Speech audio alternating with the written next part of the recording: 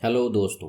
आज का यह वीडियो आप सभी के लिए बहुत ही स्पेशल और शानदार होने वाला है, क्योंकि आज हम आपके साथ शेयर करने वाले हैं डेविड जे स्वार्ट्ज की इंटरनेशनल बेस्ट सेलर किताब the magic of thinking big, बड़ी सोच का बड़ा जादू बुक समरी हिंदी में। ये किताब किसी भी इंसान को सफल और कामयाब बनाने की क्षमता रखती है।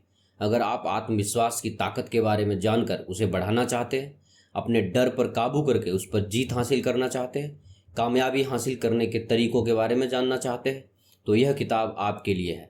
इस वीडियो को देखने के बाद आप ये रियलाइज करेंगे कि आपकी सफलता में आपकी सोच कितनी अहम भूमिका निभाती है। आप जो हैं, जो बनना चाहते हैं और जो आप डिजर्व करते हैं, उसे हासिल करने में आपकी सोच काफ़ी बड़ी भूमिका निभाती है। यह पुस्तक बताती है कि आप जो सफलता चाहते हैं उसे पाने के लिए आपको अविश्वसनीय रूप से बुद्धिमान या अद्वितीय होने की आवश्यकता नहीं है।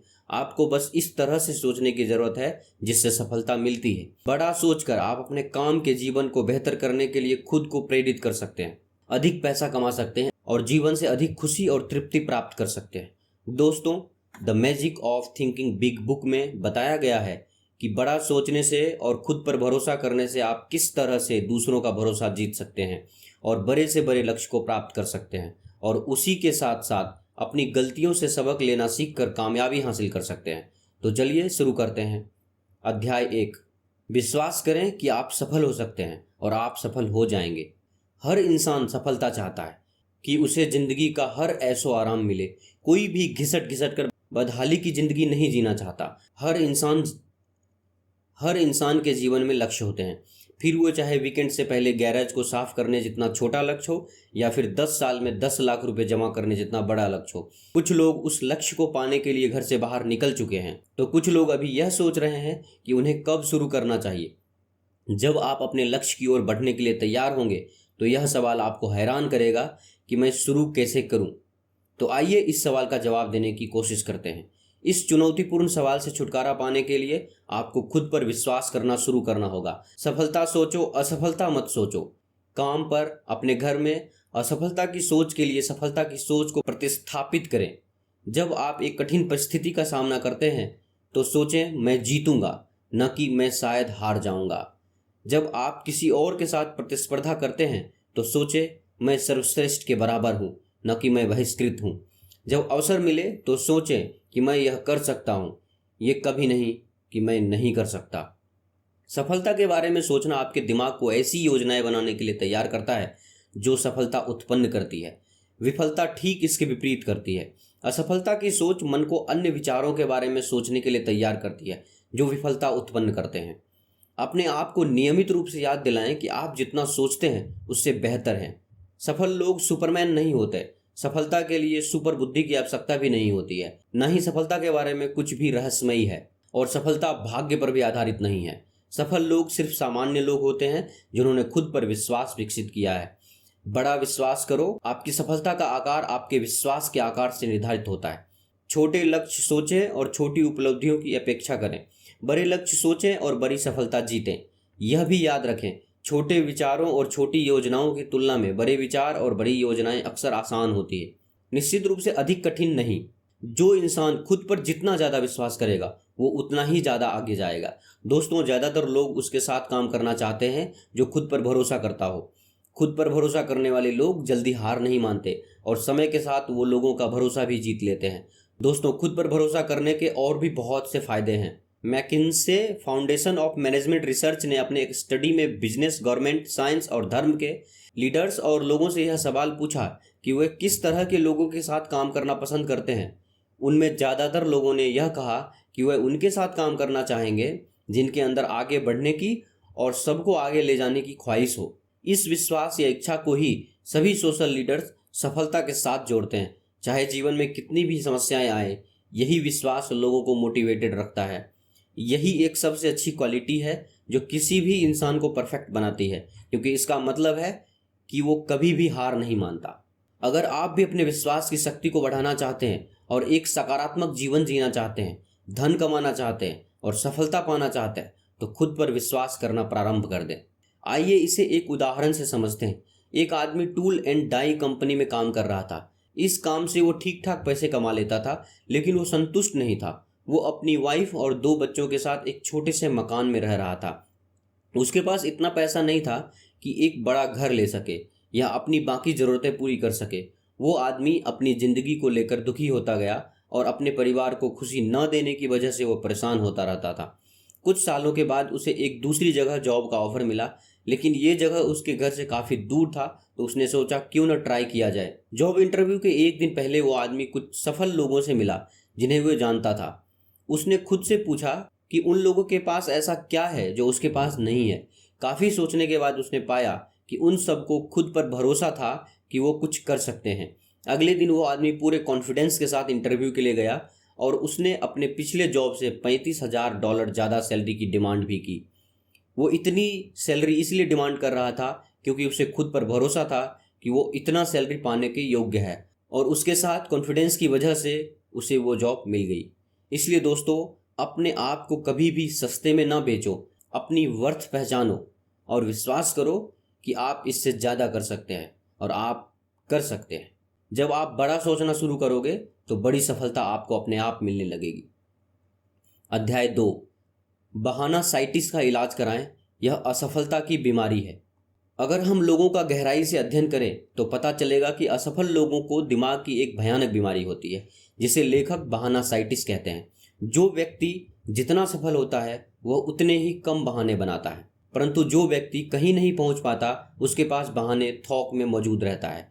जब आप उनसे पूछते हैं कि क्या हुआ, आप प्रोग्रेस क्यों नहीं कर रहे हैं, तो वो ऐसे बहाने गिनवा देते हैं, मेरे साथ हेल्थ समस्या है, या फिर मैं काफ़ी एजेड हूँ, या फिर मैं उतना इंटेलिजेंट नहीं हूँ जितना होना चाहिए, या फिर लास्ट में कह देंगे कि मैं तो अनलकी हूँ, मेरे साथ हेल्थ समस्या है। अपने स्वास्थ्य के बारे में बात करना बंद करें। जितना अधिक आप एक बीमारी के बारे में बात करते हैं, यहाँ तक कि सामान्य सर्दी भी उतना ही बुरा लगता है। खराब सेहत की बात करना मातम में खाद डालने जैसा है। इसके अलावा अपने स्वास्थ्य के बारे में बात करना एक बुरी आदत है। यह लोगों को बोर करता है। यह व्यक्ति को आत्म केंद्रित और बूढ़ी नानी का रूप देता है। किसी को थोड़ी सहानुभूति मिल सकती है, लेकिन एक पुरानी शिकायतकर्ता होने से उसे सम्मान और वफादारी कभी नहीं मिलती। विश्व प्रसिद्ध मेयो क्लिनिक के एमिरिट्स सलाहकार डॉक्टर वाल्टर अल्वारेज ने हाल ही में लिखा, मैं हमेशा कुछ आत्म नियंत्रण करने के लिए चिंता करने वालों से विनती करता हूँ। उदाहरण के लिए, जब मैंने एक आदमी को देखा, वो आश्वस्त था कि उसके पास एक रोगग्रस्त पित्ताशय की थैली है। हालांकि 8 अलग अलग एक्सरे परीक्षाओं से पता चला है कि अंग पूरी तरह से सामान्य था। मैंने उससे अपने पित्ताशय की थैली का एक्सरे करवाना छोड़ देने की भीख मांगी। मैंने दिल के प्रति जागरूक सैकड़ों पुरुषों से इलेक्ट्रोकार्डियोग्राम नहीं करवाने की भीख मांगी है। अच्छा नहीं लग रहा है के बारे में शिकायत करने के बजाय यह खुश होना बेहतर है कि आप जितने स्वस्थ हैं उतने ही स्वस्थ हैं। आपके पास जो स्वास्थ्य है उसके लिए आभारी होना नए दर्द और पीड़ा और वास्तविक बीमारी के विकास के खिलाफ शक्तिशाली टीकाकरण है। कई लोग बहाना बनाते हैं कि सफल होने के लिए दिमाग होना चाहिए। कभी भी अपनी बुद्धि को कम मत समझो और कभी भी दूसरों की बुद्धि को कम मत समझो। अपने आप को कम मत बेचो। अपनी संपत्ति पर ध्यान दें। अपनी श्रेष्ठ प्रतिभाओं की खोज करें। याद रखें, यह मायने नहीं रखता है कि आपके पास कितने दिमाग हैं। इसके बजाय यह मायने रखता है कि आप अपने दिमाग का उपयोग किस तरह से करते हैं। आपके पास कितना IQ है इसकी चिंता करने के बजाय अपने दिमाग को प्रबंधित करें। अपने आप को प्रतिदिन कई बार याद दिलाएं, मेरी प्रवृत्ति मेरी बुद्धि से अधिक महत्वपूर्ण है। अपनी बुद्धि का रचनात्मक सकारात्मक उपयोग करें। इसका उपयोग जीतने के तरीके खोजने के लिए करें, न कि यह साबित करने के लिए कि आप हारेंगे। इसका कोई फायदा नहीं, मैं बहुत बूढ़ा हूं या बहुत छोटा हूं। अपनी वर्तमान उम्र को सकारात्मक रूप से देखें। सोचो, मैं अभी भी जवान हूं, ये नहीं कि मैं पहले से ही बूढ़ा हूं। नए क्षितिज की प्रतीक्षा करने का अभ्यास करें और जोश और युवावस्था का अनुभव प्राप्त करें। गणना करें कि आपने कितना उत्पादक समय छोड़ा है। याद रखें, 30 वर्ष की आयु के व्यक्ति के पास अभी भी उसके उत्पादक जीवन का 80% उसके आगे है। जो आप वास्तव में करना चाहते हैं उसे करने में भविष्य का समय लगाएं। जब आप अपने दिमाग को नकारात्मक होने देते हैं और सोचते हैं कि बहुत देर हो चुकी है, मुझे सालों पहले शुरू कर देना चाहिए था, के बजाय सोचें, मैं अभी शुरू करने जा रहा हूँ, मेरे सबसे अच्छे साल मेरे आगे हैं। ऐसा ही सफल लोग सोचते हैं। लेकिन मेरा मामला अलग है। मैं दुर्भाग्य को आकर्षित करता हूँ। कारण और प्रभाव के नियम को स्वीकारें। फिर से देखें कि किसी का सौभाग्य क्या है। आप पाएंगे कि भाग्य नहीं बल्कि तैयारी, योजना और सफलता पैदा करने वाली सोच उसके अच्छे भाग्य से पहले थी। किसी का दुर्भाग्य क्या प्रतीत होता है, उस पर एक बार फिर से नजर डालें, देखिए, और आप कुछ विशिष्ट कारणों की खोज करेंगे। दुनिया में दो तरह के लोग होते हैं, सफल लोग और असफल लोग। एक वे जो अपनी वास्तविक क्षमता को पहचानने में असफल हो गए हैं, और दूसरे वे जिन्होंने अपने कैरियर और जिंदगी में खुद को सफल बनाया है। आखिर सफल लोगों के बारे में ऐसा क्या है जो उन्हें असफल होने से रोकता है? यह असफल होने के बावजूद उनकी हार न मानने की क्षमता है। जहां असफल लोग अपनी असफलताओं के बहाने खोजने में व्यस्त रहते हैं, वहीं सफल लोग सफलता के नए रास्ते खोजने के लिए व्यस्त रहते हैं। अंततः हर सफल इंसान के सामने भी उसी तरह की चुनौतियां आती है जिस तरह एक असफल इंसान के सामने आती है, पर उन चुनौतियों का सामना वह जिस तरह से करता है वो उसे सफल बना देता है। उदाहरण के लिए इस कहानी पर विचार करें कि सफल लोग कैसे क्रिएटिव बनते हैं। एक युवा कपल एक घर खरीदना चाहता था, लेकिन पता चला कि वे डाउन पेमेंट का खर्च उठाने में असमर्थ थे। ऐसे में कई लोग अपना सपना छोड़ देते या बहाना बनाते। इस जोड़े ने क्रिएटिव रूप से सोचने का फैसला किया। पति ने घर के बिल्डर से संपर्क किया और शुरुआती पेमेंट को कवर करने के लिए एक पर्सनल लोन मांगा। $100 मंथली लोन के भुगतान का खर्च उठाने के लिए इस कपल ने हर महीने खर्चे में से $25 कम खर्च करने का फैसला किया, और पति ने अतिरिक्त $75 बनाने के लिए अपने बॉस को वीकेंड पर एक्स्ट्रा घंटे काम करने के लिए मना लिया। क्योंकि उसमें एक सफल इंसान के गुण मौजूद थे, तो उसने वह घर खरीद लिया। इसलिए दोस्तों, अपने मानसिक ऊर्जा को ऐसे सपने देखने में जाया न करें जिसमें बिना मेहनत के सफलता हासिल की जा सकती हो। हम किस्मत के सहारे सफल नहीं होते। सफलता उन चीज़ों को करने से आती है और उन सिद्धांतों में महारथी बनने से मिलती है जो सफलता में सहायक होते हैं। प्रमोशन, जीत, लाइफ की अच्छी चीज़ों में किस्मत का सहारा न ले। किस्मत से ये चीज़ें नहीं मिला करती है। इसके बजाय आप अपने आप में ऐसे गुण विकसित करें कि आप सचमुच में एक विजेता बन जाएं। अध्याय 3, विश्वास जगाएं, डर भगाएं। कुछ लोगों के लिए डर सिर्फ मनोवैज्ञानिक है, लेकिन सच तो यह है कि डर वास्तव में होता है, और इससे पहले कि हमारा डर हमें कंट्रोल करे, हमें इसे पहचानना होगा। यह आपका नंबर 1 दुश्मन बन सकता है जो आपको वह काम करने से रोकता है जो आप करना चाहते हैं। जैसे कि एक सामान्य भय है दूसरे लोगों का डर। इस डर के कारण आप यह भूल जाते हैं कि दूसरे भी आपके जैसे इंसान हैं। कोई सुपरमैन या सुपरवुमन नहीं है। हर कोई मौलिक रूप से सभी के समान है। फिर भी यह डर अगर ऐसे ही छोड़ दिया जाता है तो आपकी सफलता पर इसका भयानक प्रभाव पड़ सकता है। भले ही आप किसी भी तरह के डर का सामना कर रहे हो, उन सब की एक ही दवा है, सेल्फ कॉन्फिडेंस यानी आत्मविश्वास। क्रिया भय को दूर करती है। अपने डर को अलग करें और फिर रचनात्मक कार्रवाई करें। निष्क्रियता किसी स्थिति के बारे में कुछ नहीं करना है जो डर को मजबूत करता है और आत्मविश्वास को नष्ट कर देता है। अपने मेमोरी बैंक में केवल सकारात्मक विचारों को रखने का सर्वोच्च प्रयास करें। नकारात्मक और आत्मह्रासपूर्ण विचारों को मानसिक राक्षसों में विकसित न होने दें। बस अप्रिय घटनाओं या स्थितियों को याद करना बंद कर दें। लोगों को उचित परिप्रेक्ष्य में रखें। याद रखें, लोग जितने अलग हैं उससे कहीं अधिक एक जैसे हैं। दूसरे साथी के प्रति संतुलन दृष्टिकोण प्राप्त करें। वह सिर्फ एक और इंसान है, और एक समझ दृष्टिकोण विकसित करें। बहुत से लोग भौंकेंगे, लेकिन यह दुर्लभ है जो काटता है। वही करने का अभ्यास करें जो आपका विवेक आपको सही कहे। यह एक जहरीले अपराध परिसर को विकसित होने से रोकता है। सही काम करना सफलता का एक बहुत ही व्यवहारिक नियम है। अपने बारे में हमेशा कहें कि मुझे विश्वास है, वास्तव में आत्मविश्वास है।